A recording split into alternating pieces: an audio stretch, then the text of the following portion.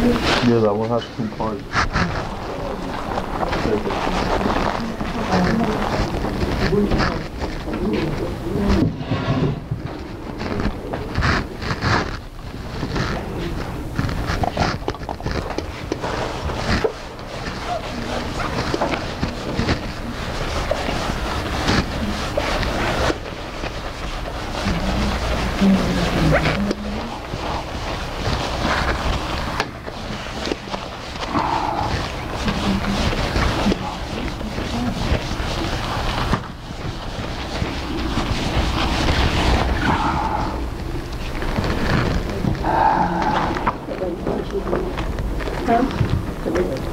Let's study first medical asepsis. Medical asepsis. Medical asepsis also, it's called infection control. Control of infection. Infection. What's control? What's medical asepsis means? For the word,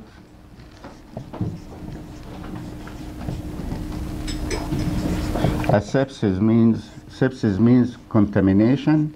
A means lack of, so lack of contamination. So you want to work without being contaminated with pathogenic microorganism. Is that clear? Mm-hmm. You want to work in a clean field without getting infected with pathogenic microorganism. Very good. Asepsis also means destruction of the pathogenic microorganisms when it is outside the body. When you have the infection already, you take antibiotics, right? Mm-hmm. But when the microorganism outside the body, you use the aseptic technique in order not to catch this, and you will be sick. You will have symptoms and signs. Is that clear? Is the asepsis is important? Yes. Important, right? So do you know how to do it? Wash your hands. Wash your hands. Sterilize things. Perhaps the most step is washing hands. What is the claim? Of course. Do you have to wash your hand before or after the procedure? If you want to take blood from the patient, for example, you want to wash your hand before or after? Both. Both. Very good. Look. Everyone want to get A? Yeah. Okay, very good. So washing hand is most important part, and it has to be before and after each procedure. Very good. Is that enough? Is washing your hand is enough? So what do you have to do? Wear gloves. Wear gloves. Very good. Wearing gloves. Washing your hand, wearing gloves, that means you're making barrier between your body and the pathogenic microorganism. Is that clear? Mm-hmm. Very good. What else? Wash hand wearing glove. What else? Clothes. You can wear Gown. You wear a gown. Gown is a protective. Very good. This is what's called personal protective equipment, or PPE. PPE, or personal protective equipment. So washing your hands and wearing the PPE. The PPE includes gloves, gown, mask, goggle. Very good. So whatever the procedure, if you expect that the procedure, you're gonna be exposed for splashing of any fluid, contaminated fluid, so you can wear goggle and mask. Very good. This called this personal protective equipment, they constitute the barrier, mechanical barrier between you and the infectious microorganism. Okay. Also, the asepsis is not just belong to your body, you not just protect your body. When you protect yourself, you protect your family. Because any infection you catch it in the workplace, you will transmit it to your families. Yes. Very good. And your friends, of course. Very good. It's not that only, but also it's hygiene of the atmosphere. The atmosphere has to be in aseptic condition also.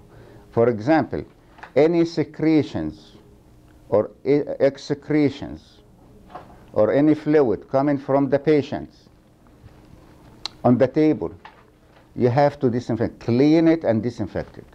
Okay?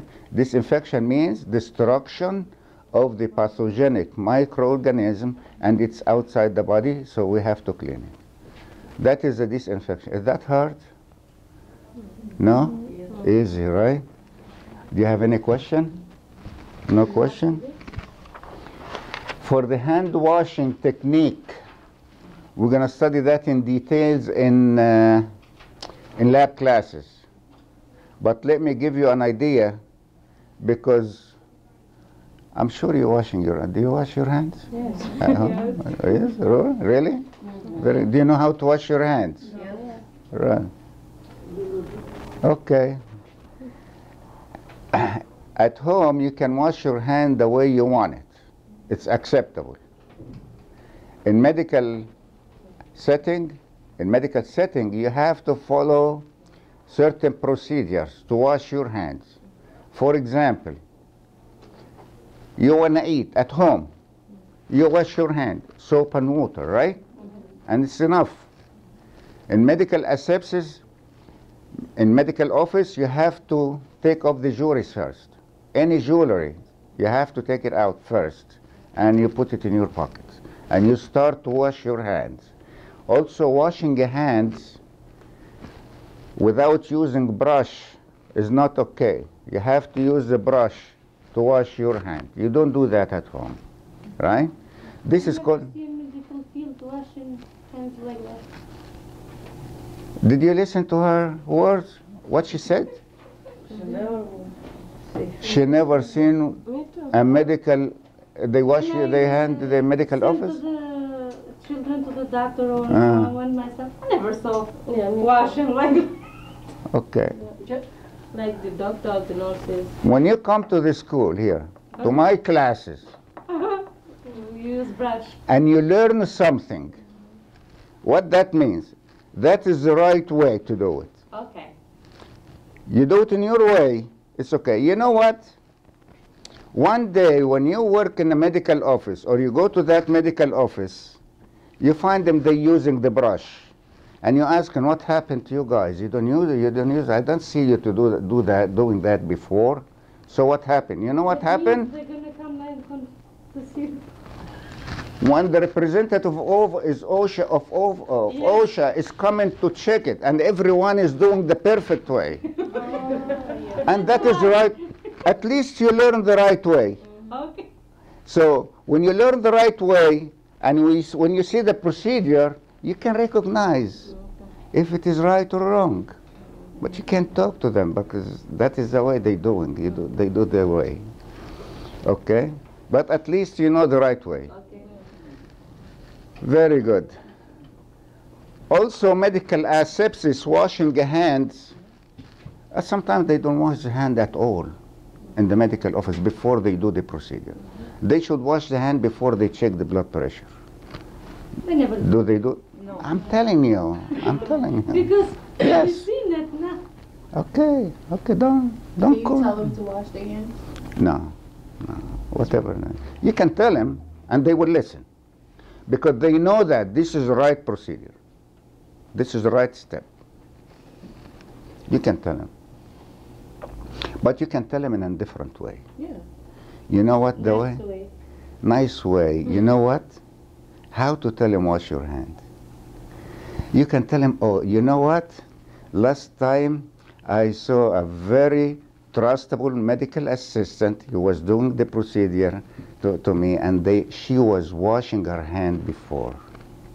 And she will recognize that she has to wash it. When she washed her hand before the procedure, you're going to trust her. Okay? Very good. You don't have to fight. No fighting. You can call 911. Okay. That is for washing a hand for medical asepsis. Using brush. Washing a hand in surgical asepsis is having different techniques, but you don't have to go through this, okay? But at least we have medical asepsis. Medical asepsis, washing a hand and using PPE, okay? Be careful about any secretions or excretions coming out of the patient. Consider these secretions or excretions is infectious, containing the infectious agents. We study the infectious agents, right? It could be bacteria, viruses, fungus, parasites or protozoa, and rickettsia. Ricketts, fungal and rickettsia. Very good. Could be one of these microorganisms contaminated, these secretions or this specimen is contaminated with one of these infectious agents, and when you catch it, if you're a susceptible person, you will be a patient. Okay? Now you're helping the patient, now you need help. Very good.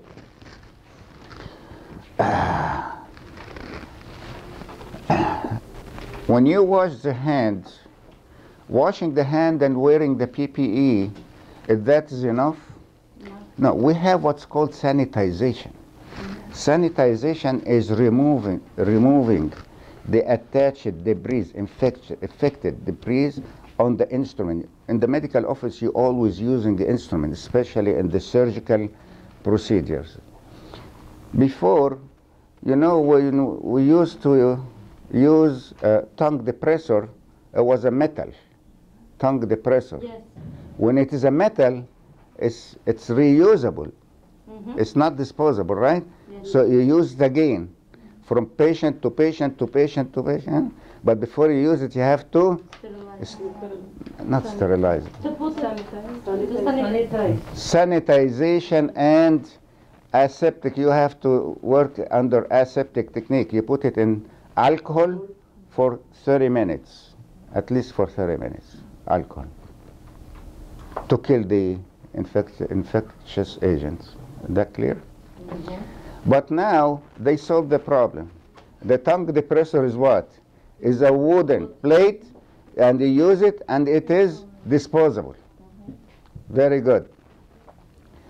So, but not all the instrument to use it, especially in the contaminated area, like a mouth or mucous membrane or skin.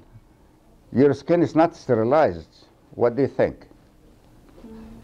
Is your skin sterilized? No. So anything touches the patient, it needs to be sterilized if it is used in a surgical procedure. Okay.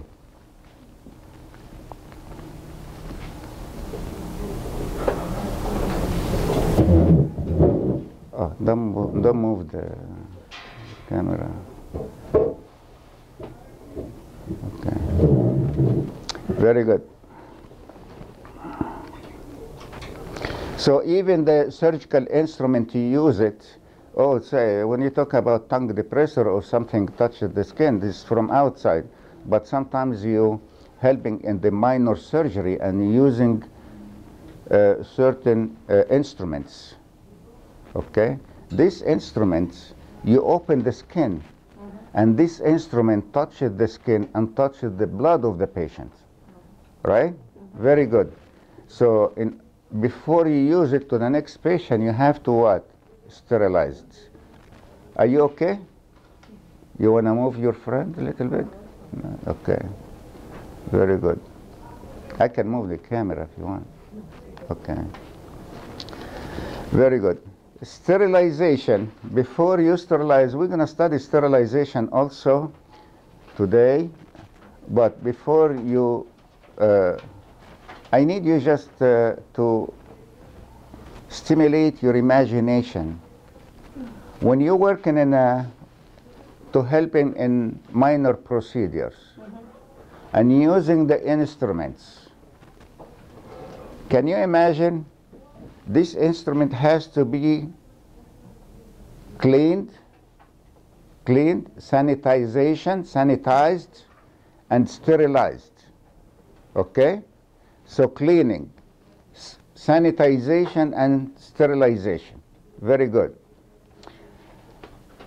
Do you have to do it immediately, or you can wait? Immediately. Immediately, why? Why immediately?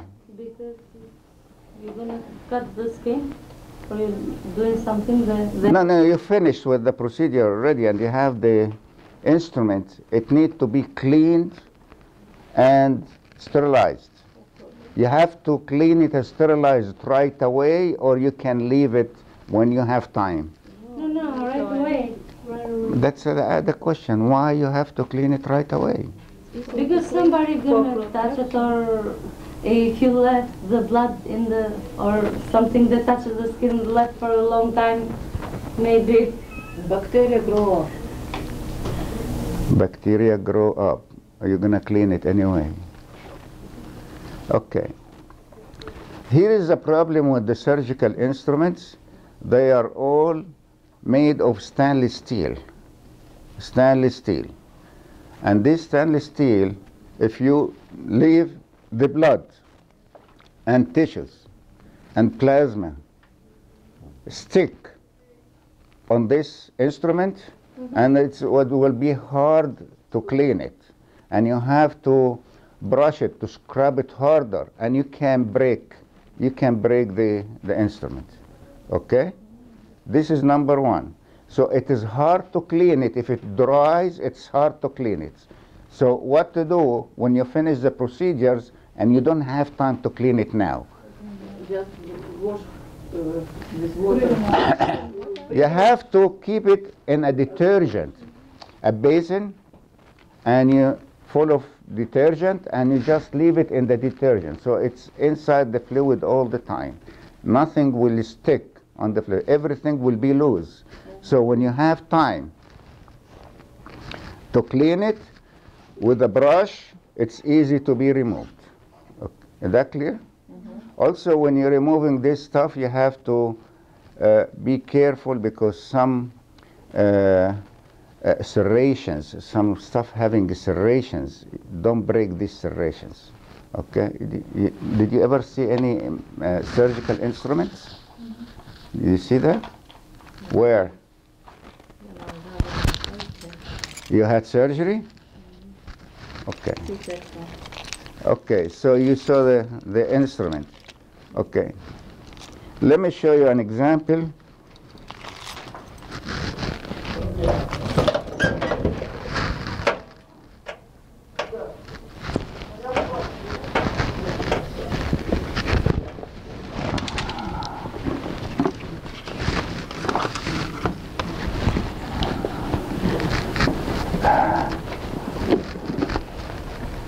These are an example of the surgical instruments. Different style, different kinds. Look, it's made of stainless steel, and it has to be clean and shiny all the time. If it is rusty, you cannot use it anymore, so you have to dispose it. Okay, very good. Some instrument having this surface, some of these forceps having this is a smooth surface, but some are serrated here, serrations. Also, you have serrations here. When you brush it, make sure you go with the serrations, not against. Not in order not to break. This is expensive stuff. Okay, and it's reusable. Very good.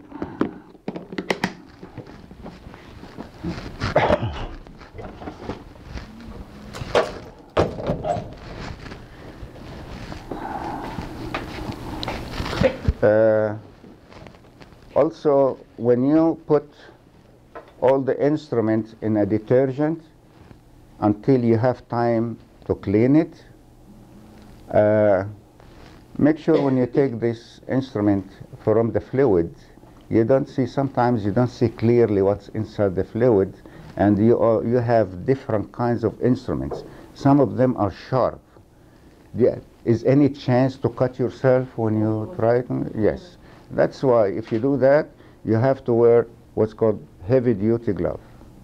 Heavy-duty glove to protect your hand. Okay. For sterilization, so we have 3 steps here. 3 steps.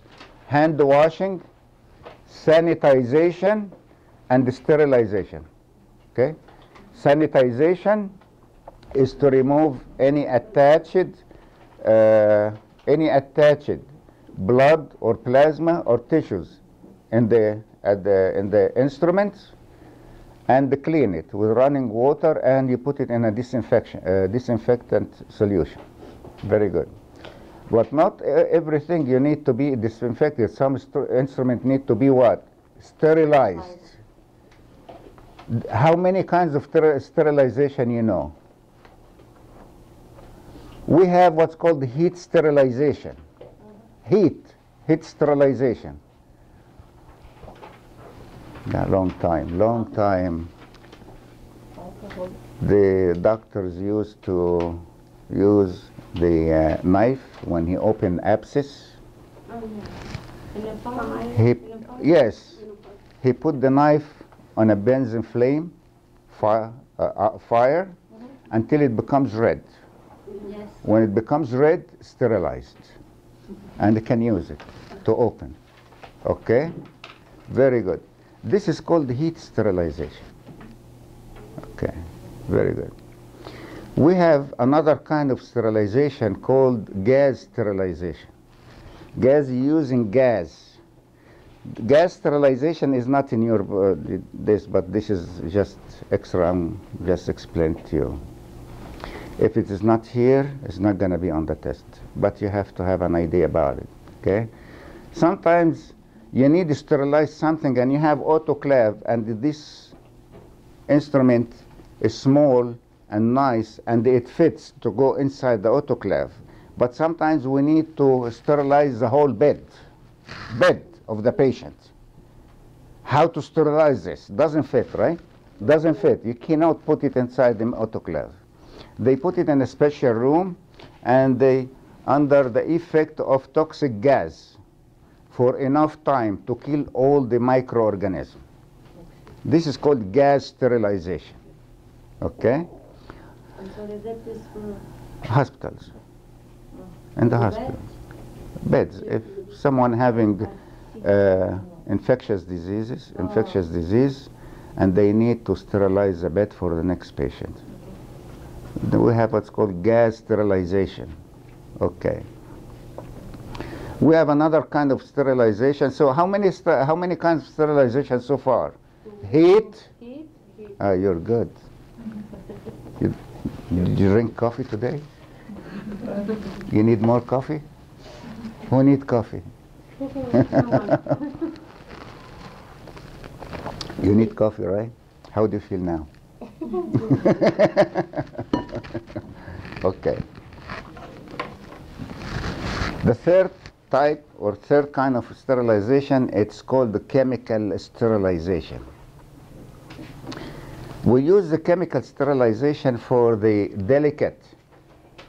delicate stuff destroyed by heat, like fiber optic. Fiber optic, you see the gastroscope, colonoscopy, sigmoidoscopy. Sometimes you're needing fiber optic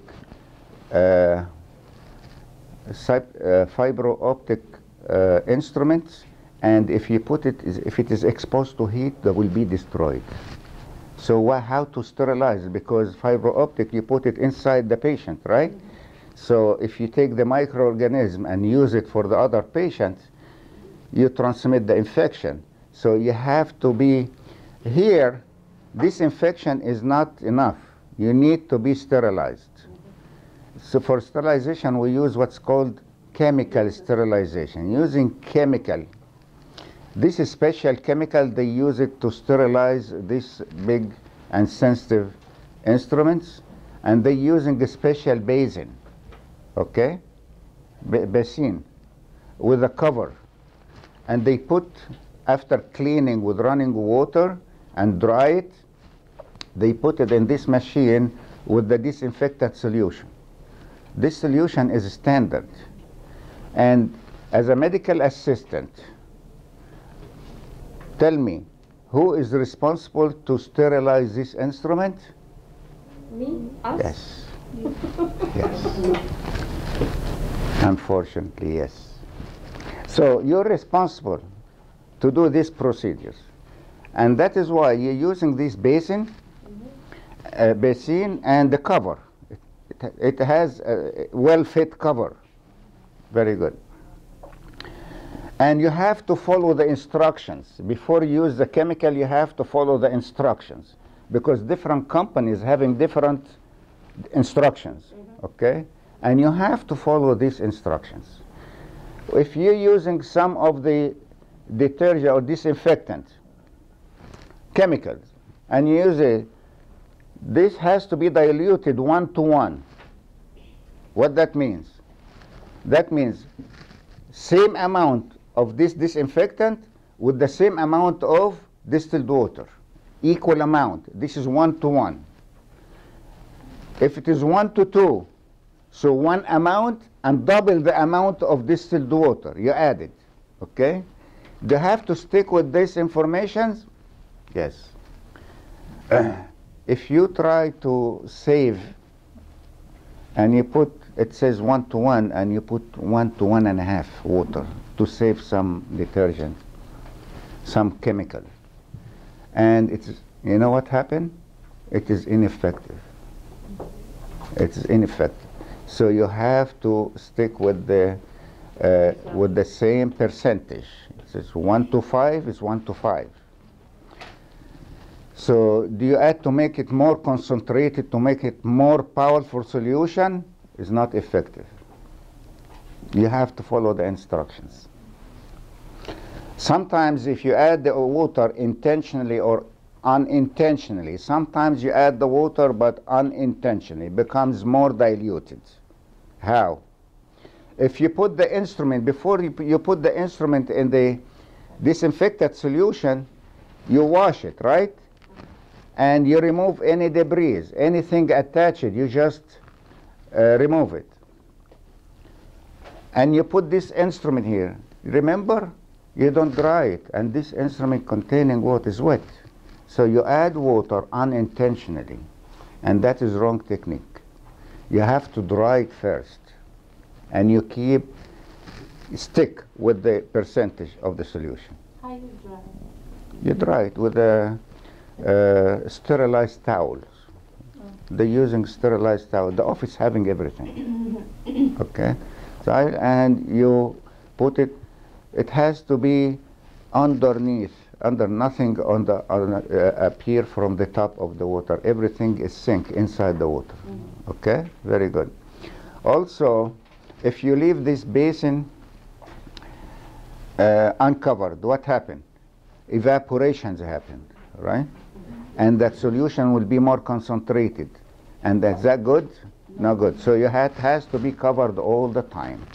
And when stick also with the time. If the time the company says you put it for 30 minutes, stick with the 30 minutes. When it is done, in 30 minutes, you take the instrument out and dry it and wrap it in sterilized towels and keep it until you use it next time. This is called chemical sterilization. Okay? So how many kinds of sterilization so far? 3, right? Which are chemical sterilization, heat sterilization, gas sterilization, and the last one, the way of sterilization. This is the most important part, and everyone will use it, using the autoclave. And this is called the steam sterilization. Steam sterilization.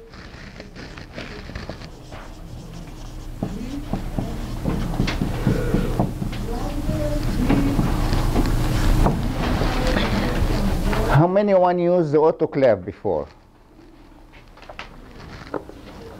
No. No one. Okay. Is that? No, it's not bad. Oh, that one, that is the autoclave, yes. But this is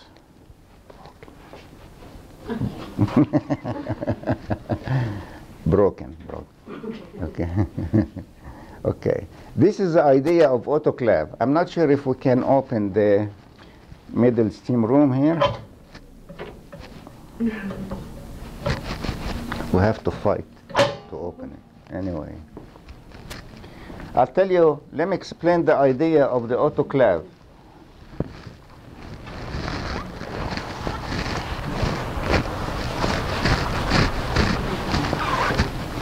Why we call it steam sterilization? Because we're using the steam. Okay? That is the autoclave. The outer jacket here for the autoclave. And middle room, middle steam room here.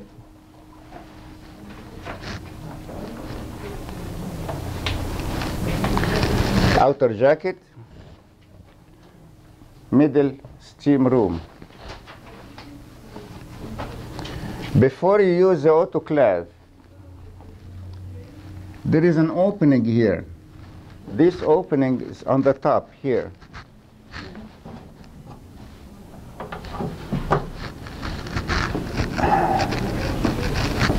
This opening, you add water here.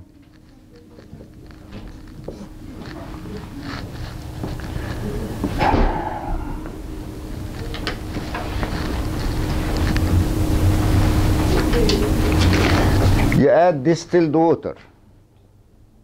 We don't add water, tap water. Distilled water. This distilled water goes where? Goes here, in the outer jacket here. Between the outer jacket and the middle steam room here. Stay outside here.